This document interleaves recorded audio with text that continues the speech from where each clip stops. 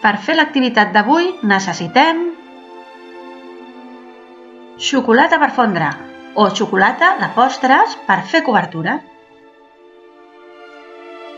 Un plat per poder posar la xocolata. Una patata tallada per la meitat.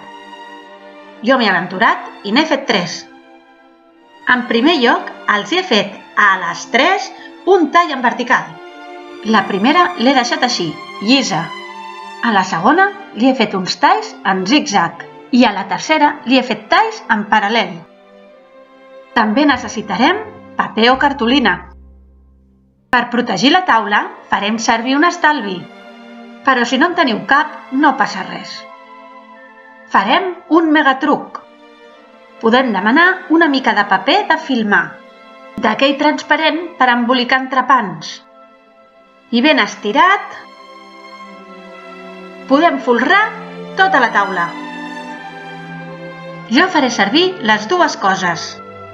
I bé, ja tenim tot el material disposat per poder estampar amb xocolata.